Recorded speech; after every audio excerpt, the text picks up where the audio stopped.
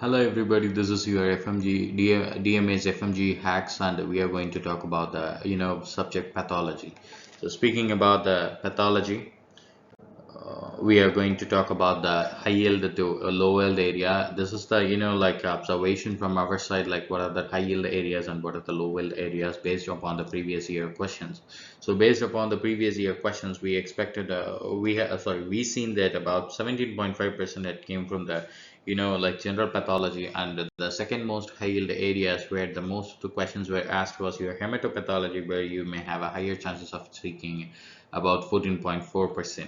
So apart from that, we classify the pathology into three areas, which is your general pathology, systemic pathology, and the clinical pathology. And we discuss what are the high yield areas in each section, and then we wrap up the pathology session. So first area we are going to talk about is your general pathology. Speaking about this general pathology, we are having this, the cell injury. So mechanism of cell injury. One second. So we are having the mechanism of cell injury and types of cellular adaptations, and what are the intrinsic and extrinsic apoptotic pathway, and then what are the caspases that mediates it, and then you have the types of necrosis, and then you have the cellular adaptations such as hypertrophy, hyperplasia, dysplasia, metaplasia, and all those things these are the areas where you may see the questions. Like a simple question, but you have to answer it in a very good way, that if you have only you can answer it if you remember all the like definitions and terminologies.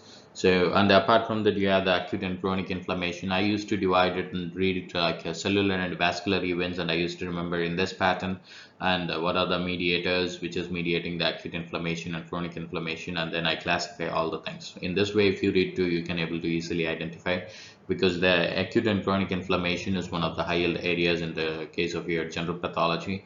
And then you have the neoplasia. I used to remember with the like mechanism of carcinogenesis, and then you have the tumor markers, and then you have the what are the benign lesions and malignant lesions, and the subterminologies. If I remember, I used to remember in that way. Maybe you can able to remember whatever, however you like. But neoplasia is one of the topic of choice for the questions from the general pathology people. You should not miss it. And then you have the immunopathology. Speaking about the immunopathology, so you have to remember about the types of hypersensitivity reactions, and then the types of your graft rejection, what are the types of grafts available, and then what are the graft rejection reactions, hyperacute, acute, and like chronic reactions and all. And then you have the Th1 and Th2 role, and then MHC complex 1 and 2 complement system. All those things are pretty high yield topics in terms of your immunology and immunopathology. So you have to remember those things. And immunodeficiency diseases, you have to remember obviously that is very important topic. So anyways, immunology section will occupy in these areas, and then this all covers the general pathology. So speaking about the general pathology, for cellular injury, remember the terminologies, and remember the types of necrosis and their examples, and remember the intrinsic and extrinsic apoptotic pathway and the caspases involved in them. And then in the case of cellular and vascular events of acute and chronic inflammation, you have to remember in terms of your inflammation. Neoplasia, all tumor markers, mechanism of carcinogenesis, and like benign and malignant lesions, and their terminology is pretty important. And immunopathology, you have to remember graft rejections and types of graft available, types of hypersensitivity reaction, immunodeficiency syndromes, and types of your immune responses, like innate and acquired immunity, and a Th1 role and Th2 role, T helper cells 1 and 2 role, and their MHC complex interaction, all of them people, which is pretty important. Okay, then you're talking about the systemic pathology. So speaking about the systemic pathology, you have the very first area we are going to talk about your cardiovascular system. So speaking about the cardiovascular system, we are having the variety of classes, like like a heart failure, and then like a valvular heart disease, and then you have this congenital heart disease, and then you have this acquired heart disease. In that acquired heart disease, you have the ischemic heart disease, and valvular heart disease, and rheumatic heart disease, all those things. So speaking about that, the very high yield diseases you have to see in each and every section in terms of a cardiovascular system. What you're going to see is your CAD first, all the myocardial infarction, I mean like all the markers of your MI, and what are the events, what are the gross pathological findings, what are the microscopical pathological findings you may expect to see, and what is the duration, what findings you may see in what time, that are pretty important in terms of your MI. And then you have the valvular heart disease. So speaking of a valvular heart disease, you have to remember like a MR, MS, AS, and AR. And apart from that, the extra heart sounds you may hear in the very rare occasions. All the extra heart sounds with the all four valvular disease are pretty high yield. And apart from that, you may have arrhythmias like atrial arrhythmias and ventricular arrhythmias. All of them are important. And what are the treatment of choice for them, and what type of ECG changes you will see in these arrhythmias are pretty high yield. And then you have the heart failure, systolic, diastolic, or high output or normal output cardiac failure, whatever the classification you read. Heart failure is always a choice of question.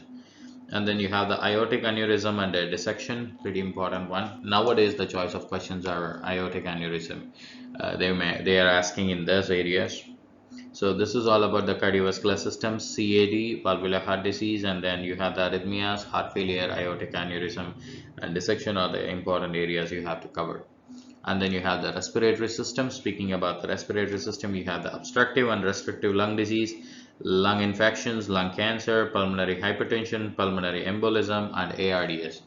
So speaking about that, almost every part of your lungs, obstructive and restrictive diseases, along with the lung tumor and ARDS and pulmonary hypertension and embolism, are the high yield areas.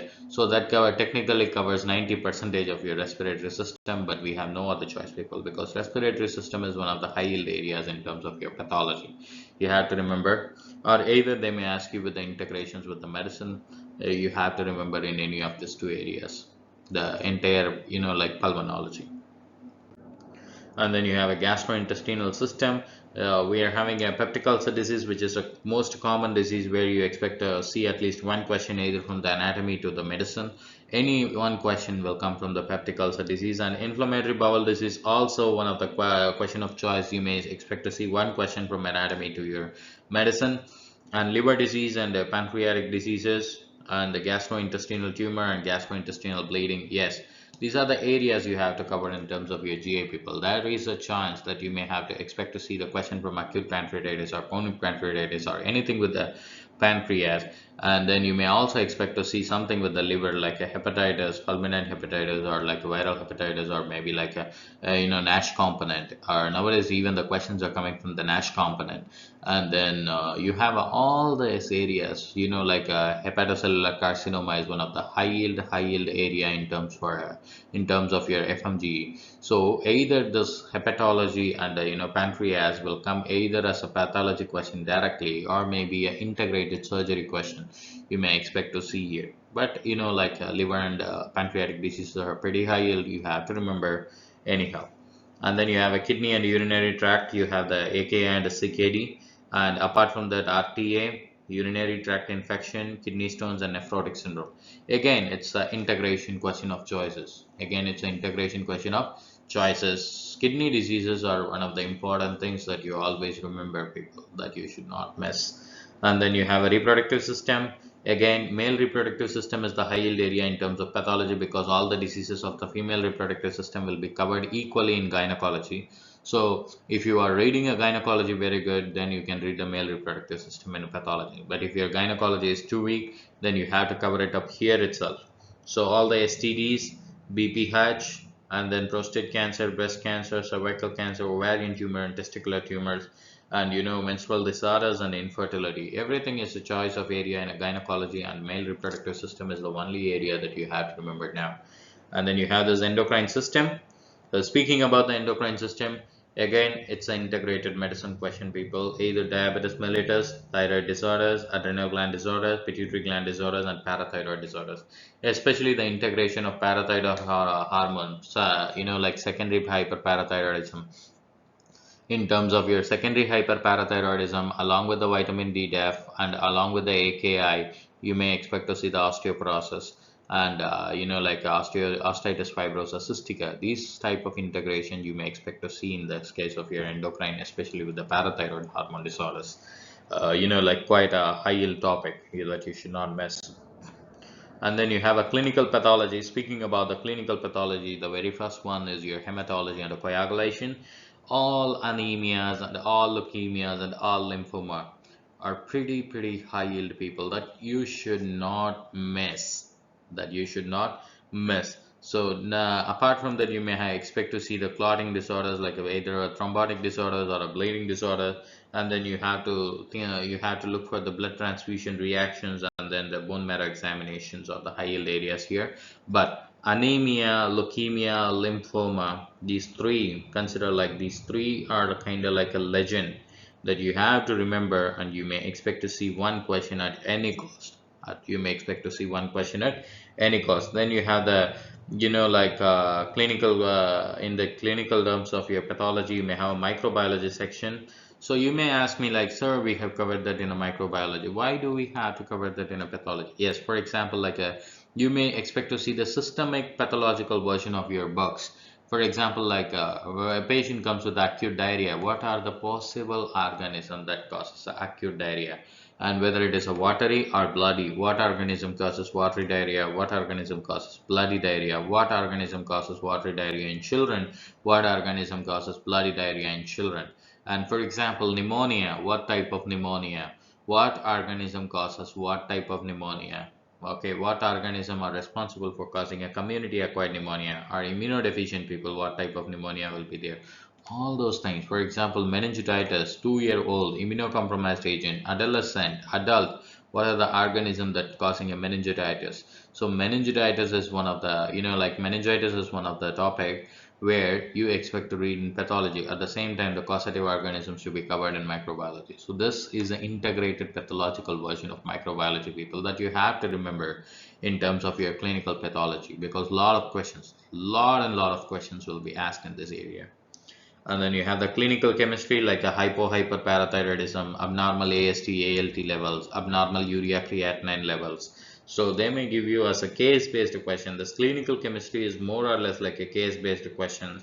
For example, like a patient with the HbA1c of more than 7.0 and a random blood glucose of more than 260, that indicates the patient is having a diabetes mellitus. This, they may give you the parameters and they may ask you what type of disease it is. Like this type of lab diagnosis will be asked as an integration or case-based questions in terms of FMGE. Very important. Okay. Apart from that, you have a transfusion reactions. So quite we have covered that in immunology itself. So that's why I didn't want to mention it often here. So this covers the entire pathology, people. So pathology is another one kind of hidden giant that you should not miss, and you will be expect to see a lot and lot of questions in pathology. So reading your pathology, microbiology and pharmacology perfectly will make your FMGE a very clean area to play, like it will make your FMGE a lot easier. Then you should focus on this subjects like a like a orthopedic CNT to score to get a better score. Yeah, but you have to make sure that your patho, micro, pharma is it should be very in a way that you can answer all the questions.